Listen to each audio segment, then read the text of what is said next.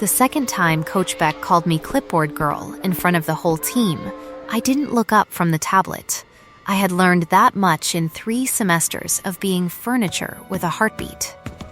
Look up, and he'd find something else to say. Keep your eyes on the numbers, and eventually the numbers said something back. Clipboard girl thinks we should run more high pick and rolls, he told the team, grinning at nobody, spinning my tablet toward the bleachers like a punchline. Anybody want to explain to clipboard girl that basketball isn't spreadsheets? A few laughs. Not all of them.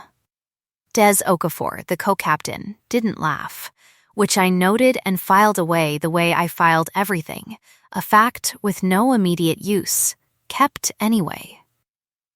My name is Ren Ashby. I was 20 years old, an unpresented omega on a work-study stipend that covered exactly one thing at a time, rent or groceries, never both.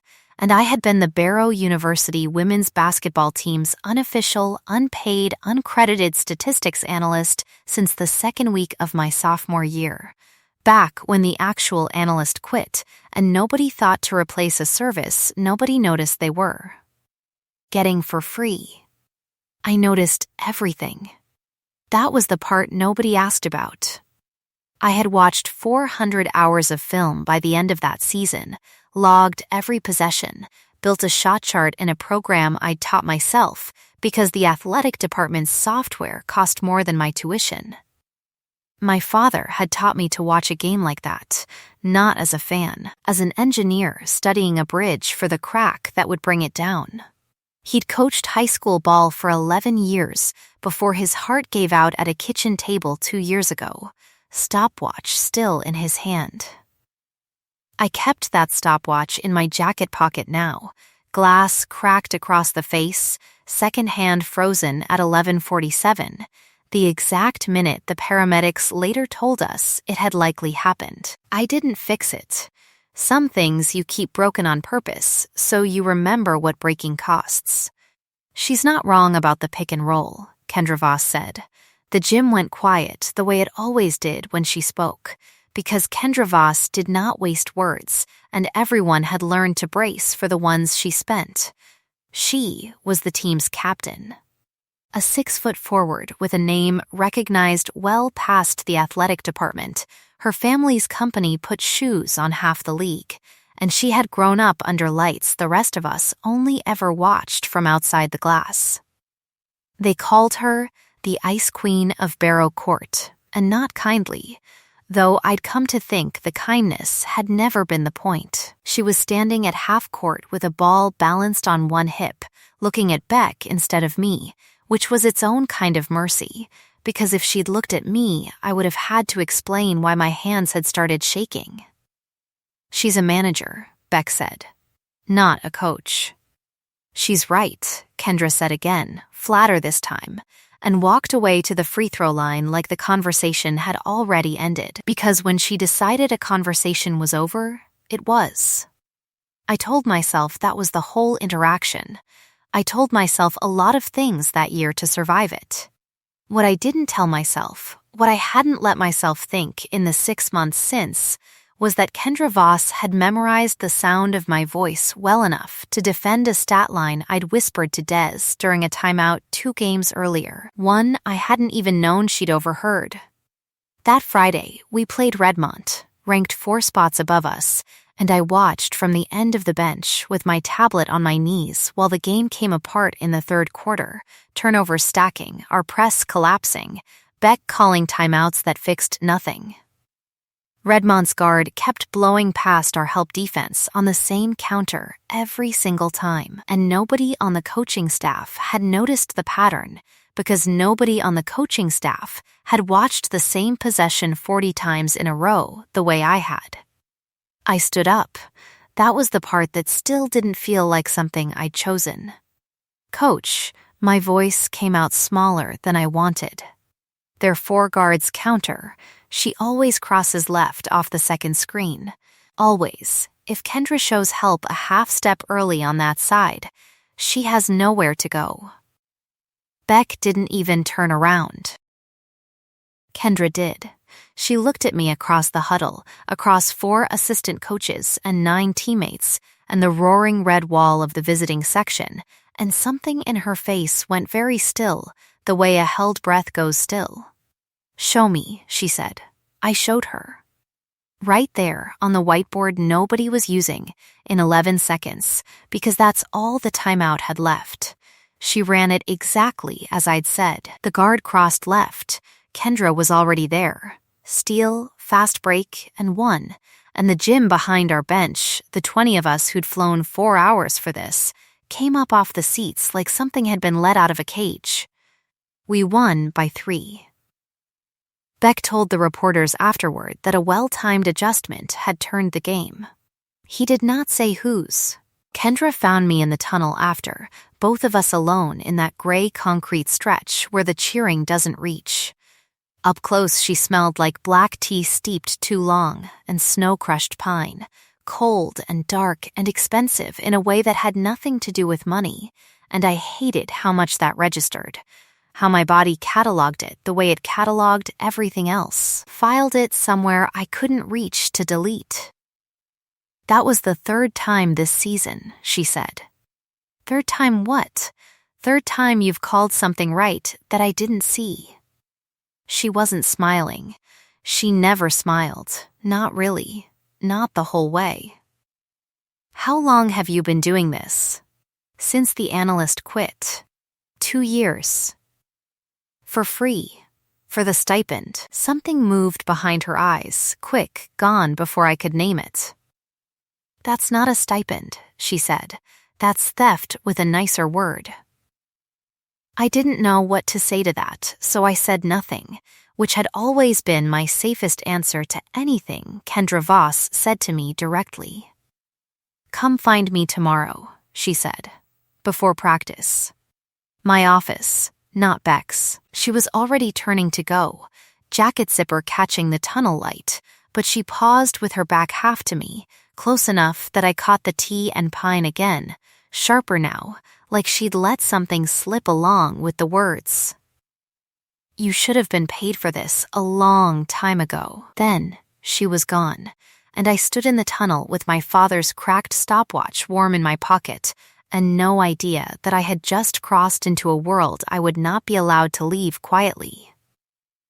Kendra Voss did not have an office. Kendra Voss had a suite, top floor of the athletic complex, glass on 3 sides, her name on a brushed steel plate beside the door that also said Director of Performance Analytics, a title I hadn't known existed until I was standing in front of it at 7:40 the next morning with my stomach in knots.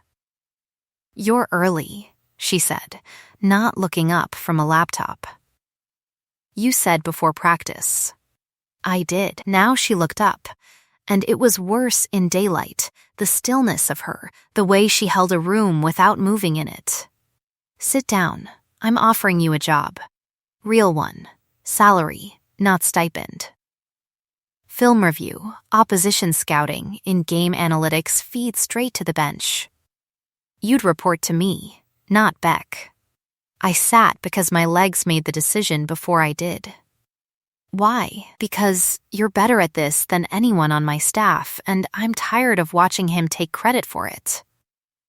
She said it the way she said everything, without inflection, a fact stated and left to stand on its own. Then, quieter, in a register I hadn't heard from her before, and because I don't like watching people get erased. "I've seen enough of that." I thought about my little brother Milo's surgery bill, the number that lived behind my eyes at 3 a.m, the second job at the campus bookstore I'd been dropping shifts from because I was too tired to think straight in either place. I thought about the word erased and how precisely it landed, like she'd reached into my chest and picked it up off the floor. "Okay," I said. "Yes, good." She slid a folder across the desk, contract already drawn up, dated for a week before this conversation, which meant she'd decided before she'd asked. "There's a practice facility apartment that comes with the analytics staff position. 3rd floor, west wing. It's yours if you want it." I looked at the folder, then at her, and something in my chest that had been clenched for 2 years loosened half an inch. I don't need charity. It's not charity. For the first time, something close to a smile touched the corner of her mouth. There and gone, a door cracked and shut again before I could see through it. It's a competitive salary and standard housing benefits. Ask Des. Ask anyone on staff. I don't do favors, Ashby. I do value for value. She stood, and the meeting was apparently over, though she paused at the door long enough to look back at me with an expression I couldn't yet translate. Welcome to the building. That night, I moved 4 boxes of everything I owned across campus into a 1-bedroom apartment with real heat and a real lock.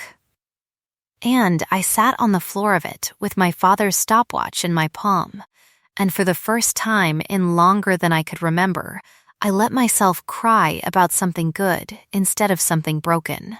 I did not yet know that Kendra Voss had scented me the moment I stood up in that huddle, that the tightness in her jaw during our first conversation had been restraint, not indifference. Or that 3 floors below my new apartment, a woman named Bianca Reyes had already started asking questions about who I was and why the Ice Queen of Barrow Court had suddenly started making exceptions. The practice facility was a different planet, and I spent my first 2 weeks there learning its weather. There was an entire floor of recovery pools and cryo chambers that cost more than my parents' house. There was a private dining hall where the food was calibrated to the gram for each athlete's plan, and on my 3rd night there, too tired and too broke, feeling to go find real groceries, Kendra found me eating a granola bar at my desk at 9 at night and said nothing, only left, and came back 40 minutes later with a container of something that turned out to be chicken and rice seasoned exactly the way my father used to make his Sunday chili. Not the same dish, but the same instinct, salt and paprika and patience, and set it down without comment. I didn't ask for this, I said. I know. She was already walking away. Eat it before it's cold. I asked Des about it the next day, mostly because I needed someone to confirm I hadn't imagined the whole exchange. Des laughed, a short, disbelieving bark, and said, "In 3 years, I have never once seen her carry food to someone's desk. She barely eats at her own desk." Then, Des studied me for a second too long, the way teammates study a new variable in an equation they don't trust yet, and added, "Watch yourself, Ashby. She doesn't do things halfway." I told myself it was nothing. I told myself that a lot, that first month, every time she left coffee at my station exactly the way I liked it, though I'd never told her how I liked it. Every time she rerouted a scouting trip so I wouldn't have to fly with Beck. Every time I caught her jaw tightening when one of the veterans called me clipboard girl in the hallway, and she said nothing, but somehow the veteran never did it again. The rest of the building was less generous. Bianca Reyes ran with the booster crowd, daughter of a man who'd put his name on the new weight room. And she had a way of looking at me across the dining hall that made my skin feel like it belonged to somebody else. She'd been close to Kendra once, everyone said so, in the careful way people say things they've decided not to finish, and something about that closeness had curdled into a watchfulness I didn't understand yet, and didn't like. "You're new," she said, the first time she spoke to me directly, sliding into the seat across from mine like she owned it. "Kendra doesn't usually let new things stay. I'm not a thing."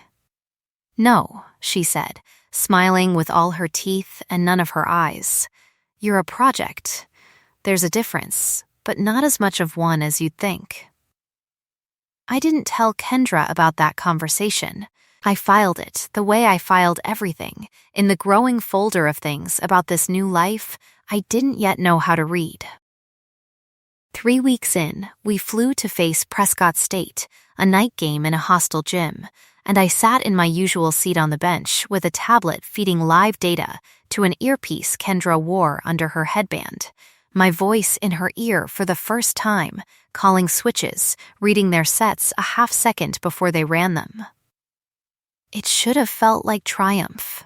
Instead, it felt like standing too close to a live wire, my pulse a half beat behind every word I said to her, because I could hear her breathing change when I got something right, a small huffed exhale that was as close to praise as she gave anyone.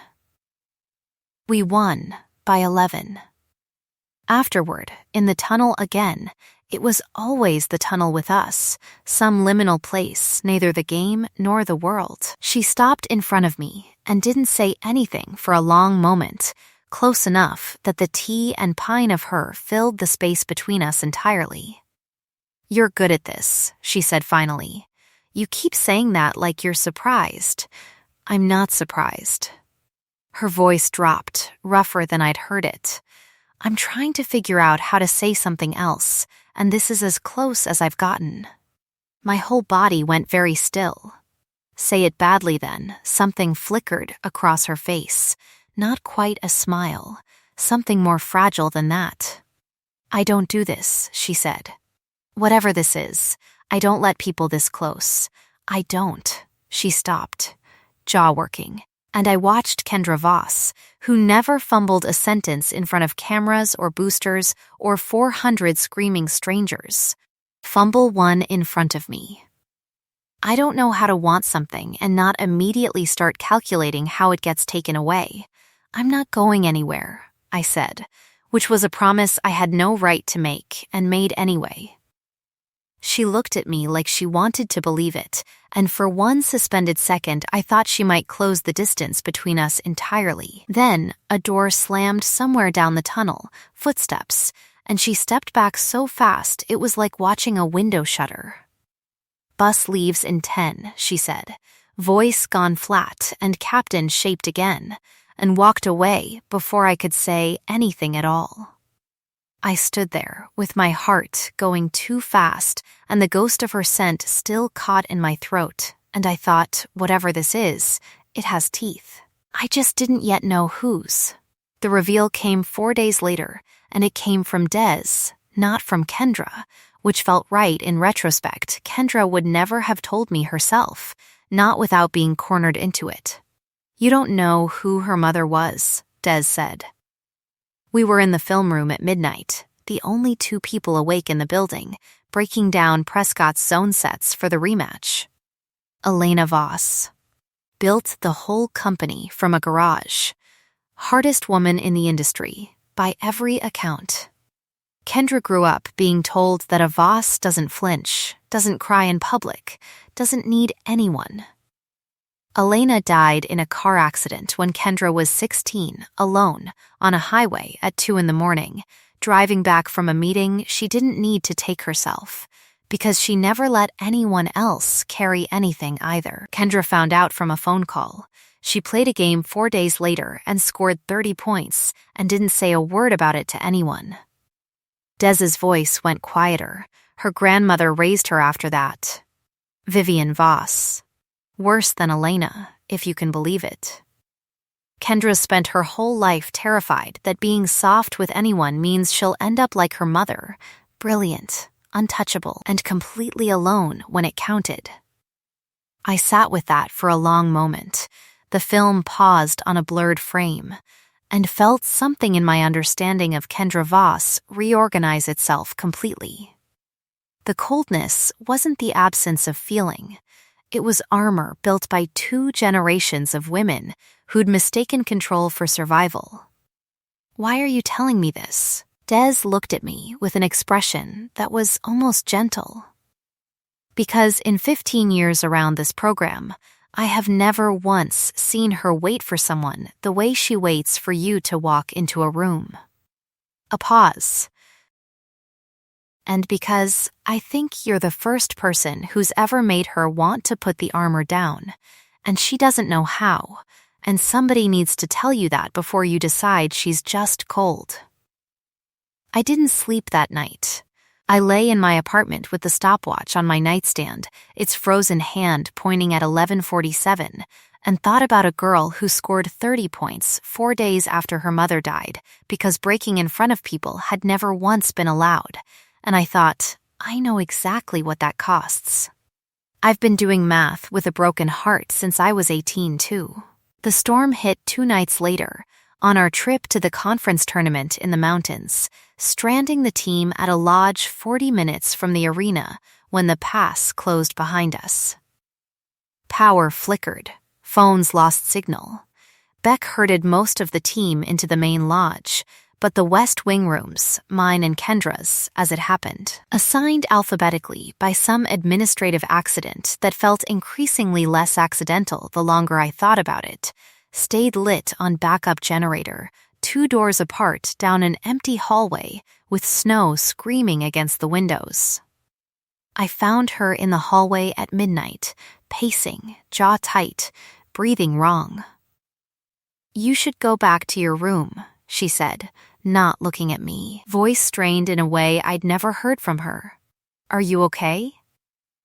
"No," a short, humorless laugh. "I'm 2 days early and completely unprepared, and I need you to go back to your room, Ren, because I am not.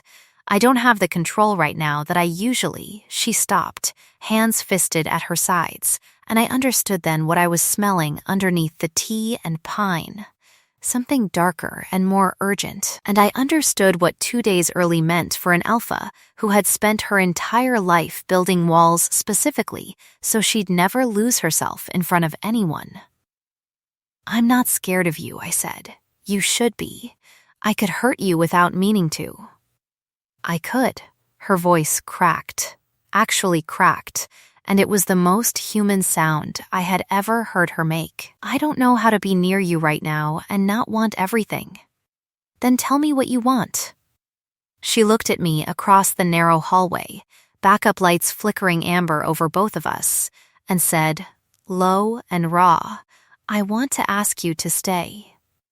And I want you to know that if you say no, I will go back in that room and lock the door, and you will never have to think about this again. And if I say yes, then you tell me to stop the second you mean it, and I will, every time, no matter what my instincts are screaming." Her eyes held mine, fever bright, fighting something enormous to stay steady. "Ask me with your words, Ren. I need to hear you say it."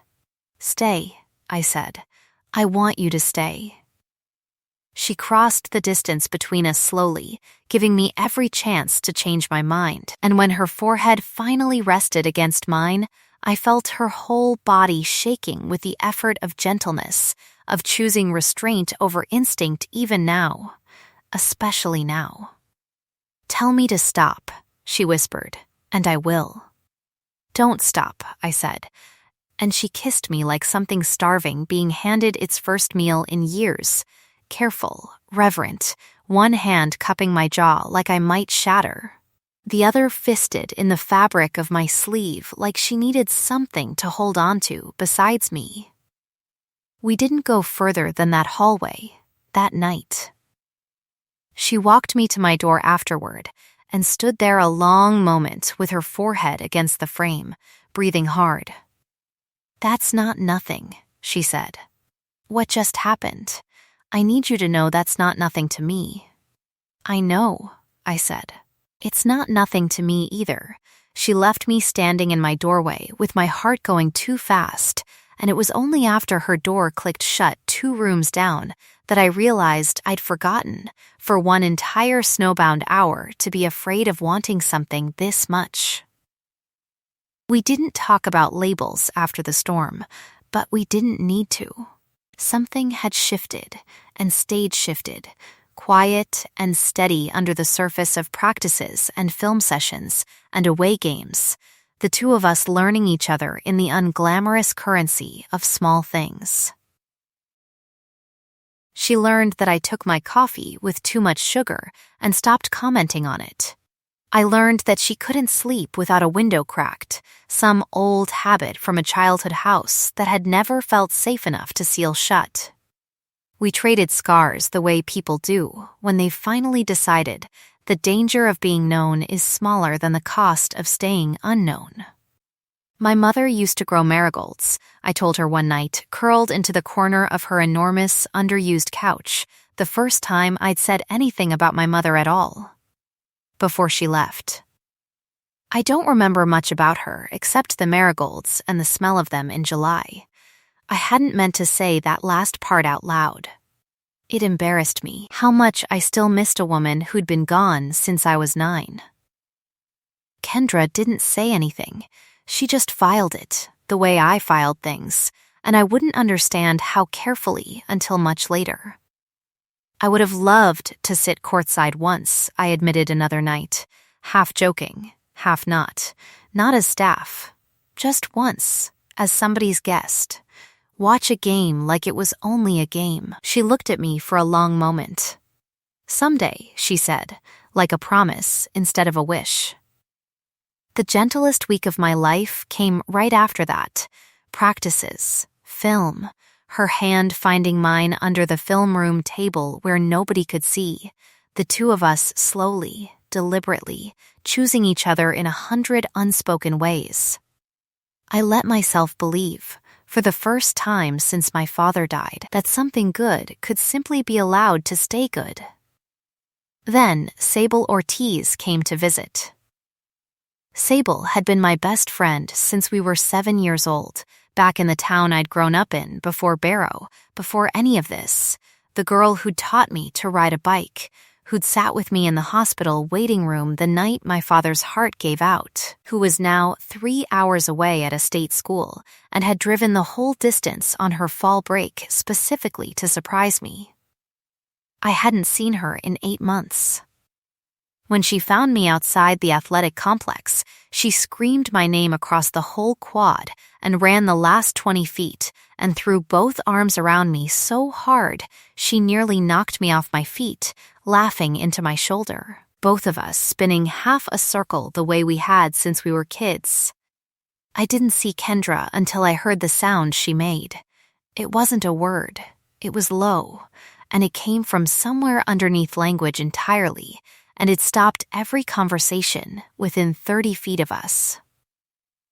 I turned with Sable still half wrapped around me and found Kendra standing frozen at the edge of the quad, eyes gone dark, every line of her body coiled tight as a drawn bow, and for one terrible second I watched the Ice Queen of Barrow Court become something else entirely, something that had lost, completely and publicly, the war she'd been fighting her whole life to never lose.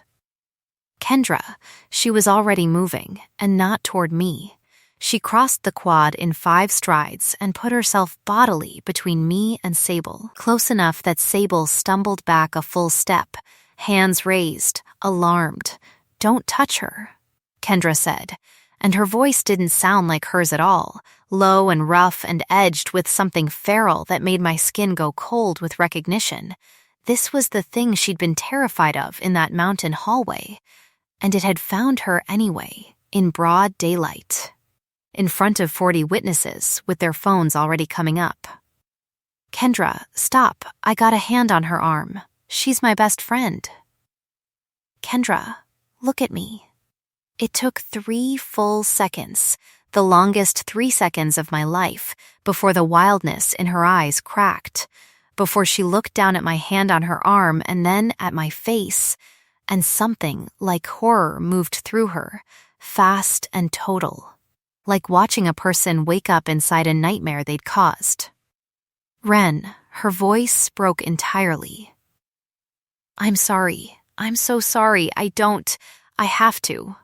She turned and walked away before I could stop her, faster and faster until it was nearly a run, and I stood in the middle of the quad with Sable white-faced beside me and 40 phones still recording and understood, with a cold drop in my stomach, that whatever had just happened would not stay contained to this quad for very long. It didn't. By that evening, 3 different versions of the video were circulating. One with the caption "Barrow's Ice Queen finally cracks," another claiming Kendra had assaulted a student, a third insisting the whole thing was staged for attention. I texted Kendra 11 times. She didn't answer once. I found her door locked. her lights off. Des standing guard in the hallway outside with an expression I didn't like at all. "Give her tonight," Des said, gently. "She's not shutting you out. She's trying to keep from hurting you again, in her head if nowhere else." "That's different. It doesn't feel different." "I know," Des's jaw worked, "but there's something else you should know, and I don't like the timing of it." Bianca Reyes was standing at the edge of that quad the whole time. She didn't film it. She didn't need to. 3 other people did that for her. But she was there before it happened. Ren, not after. Before, I felt the floor of the day tilt sideways. "You think she knew?" "I think," Des said carefully, "that Sable Ortiz didn't just happen to run into you in the 1 hour Kendra crosses that quad every single day, and I think somebody who spent months watching this program for a weakness just found the biggest one Kendra has." That night, the athletic director's office released a statement announcing a formal review of the incident, and Beck, smiling in a way I'd learned to recognize as pure appetite, told a reporter that questions about Kendra Voss's fitness to captain the team were, in his words, long overdue. I sat alone in my apartment with my father's stopwatch in my hand, its second hand still frozen at 11:47, and thought, I have watched enough film to know a setup when I see one run in real time. Somebody built this play. I just have to find the possession where they called it. I didn't sleep. I opened my laptop instead, because if there was one thing I knew how to do when the world came apart around me, it was watch the tape until it told the truth. I started with the timestamps, because timestamps don't lie even when people do. The video, with the worst framing, the one edited to make it look like Kendra had lunged at Sable unprovoked, cutting the hug entirely out of the sequence, had been uploaded from an account created that same afternoon, 4 minutes before the incident occurred. 4 minutes before.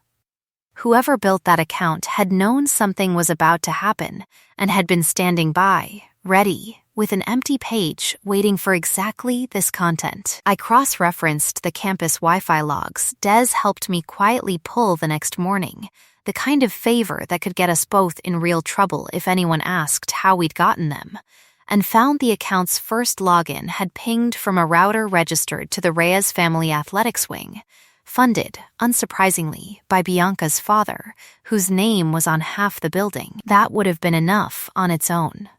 It wasn't the whole picture. Because while I was tracing the account, I found something else entirely by accident, buried 3 folders deep in a shared drive I only had access to because of my new analytics clearance, a set of recruiting budget reconciliations that didn't reconcile. Line items padded, phantom scouting trips billed to boosters that never happened, a pattern stretching back 2 years, all of it signed off by one name, Daryl Beck.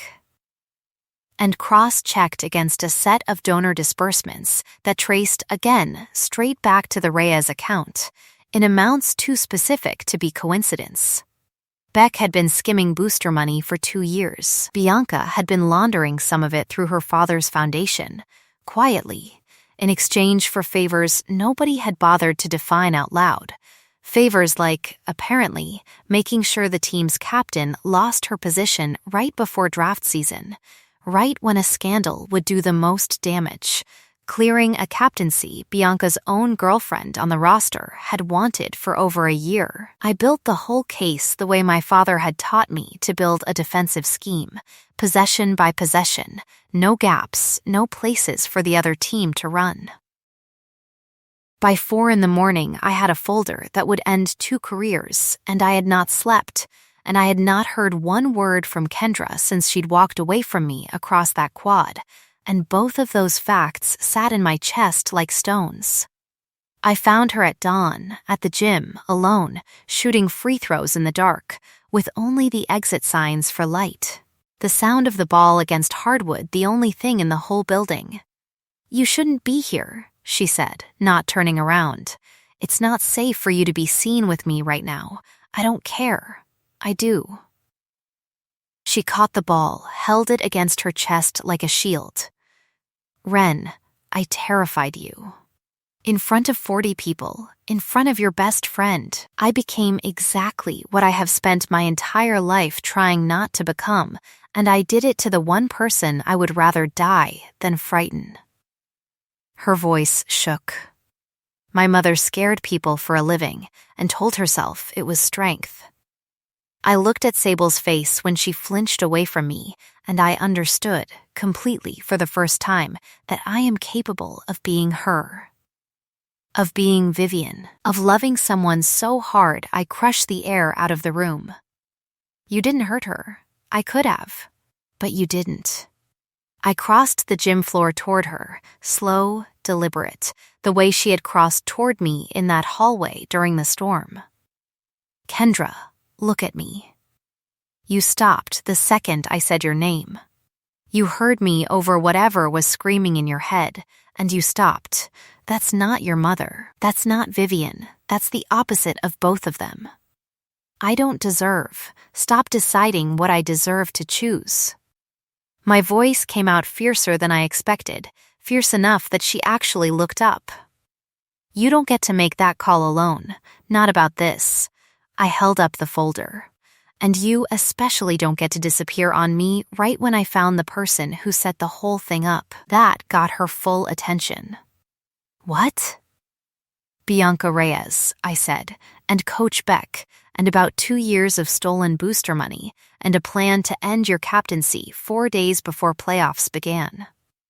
I set the folder down on the scorer's table between us, my hands finally steady after 18 hours of not being. "Call the play, Voss.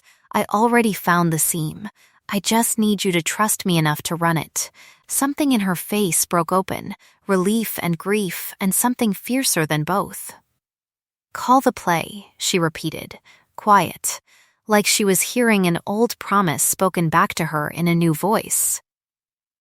"I'll run it blind." "Then don't look away," I said, and for the first time since the quad, she almost smiled. The athletic director's hearing was scheduled for the following Thursday, and by then I had everything organized into a presentation clean enough that no lawyer could pick it apart. Timestamps, Wi-Fi logs, the recruiting ledger cross referenced against Bianca's father's foundation disbursements, 3 semesters of Beck's doctored expense reports laid end to end like a confession he hadn't known he was writing. Bianca didn't wait for the hearing to come to her. She came to the practice facility the night before, and I was alone in the film room finishing the last slide when she walked in and shut the door behind her with a click that made my stomach drop. "You should have stayed the invisible one," she said, voice pleasant, terrifying for how pleasant it was. "Nobody looks twice at a stat girl typing in the corner. But you had to go make yourself somebody Kendra needed, and now you're a problem, and I don't like problems that walk around uncontained. You're the one who's about to be expelled." "Am I?" She smiled, all teeth. "You have no idea what it's like to watch someone build a wall around herself for 4 years. A wall I helped her build, by the way, back when I actually mattered to her. And then watch some scholarship nobody dismantle it in a season because she carries a clipboard and knows how to read a zone defense. I loved her first. I understood her first. And she looked straight through me the second you showed up." Her voice cracked on the last word, and for a second the venom underneath was almost something like grief. "So yes, I found Sable's number online. I paid a freshman $50 to have her phone camera up and ready. I made sure Kendra would be exactly where she needed to be at exactly the wrong moment, because I wanted everyone in this program to see what she really is underneath all that control. I wanted you to see it and run." "I did see it," I said. "I saw a woman terrified of hurting someone she loves, choosing to stop the instant it mattered." "That's not a monster, Bianca. That's just a person." "You built a trap and she still passed the only test that counted." Bianca's face went very still, the performance finally cracking all the way through. "It doesn't matter," she said, quieter now. "The board still has to look at that video. They'll look at your bank transfers too," I said, and watched her face go the color of paper. She came at me then, not a plan, just fury with nowhere else to go. A hand closing hard around my wrist to yank the laptop off the table, and the door slammed open before I could react, Kendra crossing the room in 2 strides and putting herself between us with a speed that didn't leave room for thought. Catching the edge of Bianca's shove across her own shoulder instead of mine, staggering but not falling, jaw set, eyes blazing with something entirely under control this time. "Touch her again," Kendra said, low and absolutely level, and it will not be a hearing you're worried about. Bianca looked between us, Kendra's arm still braced protectively across the space in front of me. My hand shaking on the folder that would end her family's standing at this university, and something in her finally understood it was over. She left without another word, and Kendra turned to me with her jaw tight, rubbing her shoulder where it had taken the hit meant for me. "You're bleeding," I said, because there was a thin line at her hairline where she must have caught the corner of the table. "I'm fine. You took a hit for me." Again, "I'll keep doing it," she said, simply, like it wasn't a question, "for as long as you'll let me." Then, quieter, her hand finding mine and holding on like she needed the proof I was real. "Now we're even. That first game, you handed me a play that saved my season. Tonight I got to hand something back." I laughed, half a sob, and let her pull me against her. Tea and pine and the faint copper edge of blood, and thought, whatever this is, it has already survived the worst thing it will ever face. Nothing after this can be worse than watching her walk away across that quad and coming back anyway. The hearing lasted 40 minutes. It felt like 400. I stood at the front of the athletic board's conference room with my laptop connected to the projector and walked them through it exactly the way I'd have broken down game film. Clean, sequential, no room to argue with the tape. The Wi-Fi logs. The account creation timestamp 4 minutes before the quad, impossible to explain as coincidence. The recruiting ledger beside the foundation disbursements, the numbers lining up like a play diagrammed on a whiteboard, inevitable once you saw the pattern. Beck tried bluster first, then denial, then silence, which was its own confession. Bianca's father, seated rigid in the back row, did not look at his daughter once. 2 years, the athletic director said finally, voice hard, looking at Beck, of falsified reports and skimmed booster funds. And an attempt to manufacture a public incident to unseat a captain 4 days before the postseason. She turned to Bianca. "Your scholarship is revoked, effective immediately, and this university will be cooperating fully with the district attorney's office regarding the foundation transfers. To Beck, you're terminated, and I'll be recommending the same cooperation." The gallery, packed by then with press and boosters and half the team, went utterly silent. And in that silence, I felt Kendra's hand find mine under the table, and I remembered, with a lurch, a bully in a gym 6 months ago sneering that the stat girl would never be drafted anywhere, and thought, watch me. Kendra stood before the director had even finished dismissing the room. "I have something to say," she said, and her voice carried the way it always did, effortless and absolute, except this time it wasn't cold at all. "For the record," she said, turning to face the gallery, the cameras, the reporters who had spent a week building a story about a woman who'd cracked, "I did lose control on that quad. I'm not going to pretend otherwise. I scented someone I love in another person's arms, and every instinct I have spent my whole life burying nearly won." A murmur went through the room. She didn't flinch from it. But I stopped. Because she said my name, and I heard her over everything else, and that is the actual story here. Not that I nearly lost myself, but that I didn't. Because of her. She looked at me, and every wall I had ever watched her build was simply gone. Ren Ashby has been the best thing to happen to this program in 4 years, and I am done letting anyone in this building treat her like she's invisible. She's not staff to me. She hasn't been for a long time. Her voice dropped, rougher, meant only for me even with the whole room listening. Ask me with your words, she taught me to say. So I'm asking. Ren, will you let me claim you? In front of everyone. No more hiding what this is. The room had gone dead silent, 40 strangers holding their breath, and I stood up on legs that didn't feel entirely mine and crossed the small distance between us the way she had crossed it in that hallway during the storm, giving her the same chance she'd given me. Yes, I said. Ask me the rest later, somewhere quieter. But yes. She kissed me in front of the entire athletic board, and the room that had spent a week deciding what to believe about her erupted into something that was not scandal at all. We didn't finish the rest of it that night. That part, the bite, the bond, the words that don't get said in conference rooms, came 3 nights later in her apartment, both of us finally alone with no cameras and no board, and no version of the story that belonged to anyone but us. Tell me to stop, she murmured, forehead against mine, hands trembling with the same careful restraint she'd shown me in the Mountain Lodge hallway, and I will, every time.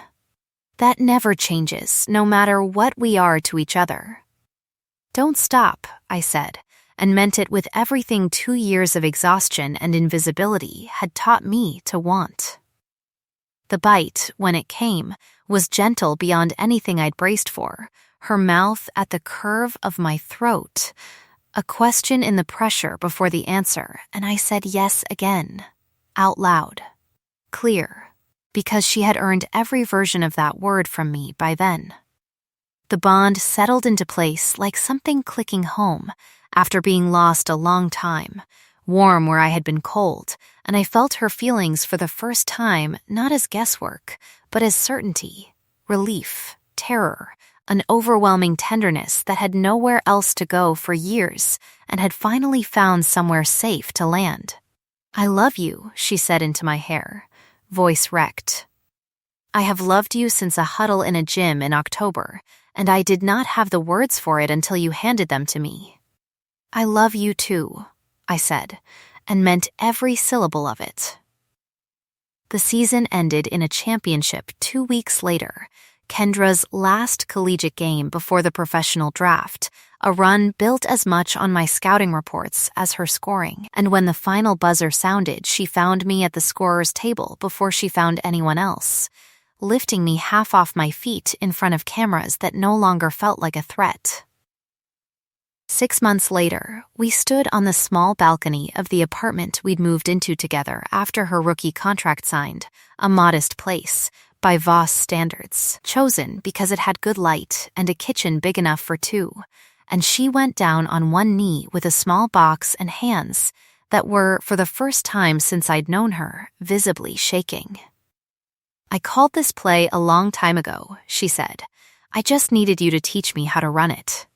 Yes, I said, before she'd even finished the question, and she laughed, a real laugh, unguarded. The sound of a wall finally, completely gone. We bonded formally the following spring, small ceremony, close people only, Des standing up for Kendra with a gift that made her cry before the vows even started, a framed photo of that first huddle, the exact moment she said she's right, and everything after had followed from it. Sable stood up for me, hugging me exactly the way she had on that quad, and this time Kendra just smiled and hugged her too, calling her, with a warmth that had once been armor, my clipboard girl's oldest friend. Beck's case went to trial that same spring and ended in restitution, and a sentence that would keep him out of any athletic department for a very long time. Bianca's father lost his name off the weight room within the month. Bianca herself transferred somewhere far from Barrow, and I never heard her name again, which felt like exactly the right amount of ending she deserved. My little brother Milo had his surgery that winter, paid for in full, and flew out for the bonding ceremony in a suit 2 sizes too big that he refused to let anyone tailor, because Kendra had told him it made him look like a coach, and he had decided at 11 years old that this was the highest compliment available. We had my father's stopwatch repaired the week before the wedding. Kendra found a watchmaker downtown without telling me, had the cracked crystal replaced, the frozen mechanism coaxed gently back to life. It sits on our windowsill now, second-hand moving again after 2 years of standing still, and some mornings I wake before her just to watch the light come through the marigolds she plants every spring without fail, and listen to it tick. I used to believe invisible was a permanent condition, something you were born into and stayed inside, like a house with the porch light broken. I understand now that it was only ever a season, the one before somebody finally, deliberately, chose to see me, and kept choosing, long after the choosing stopped being hard. The end.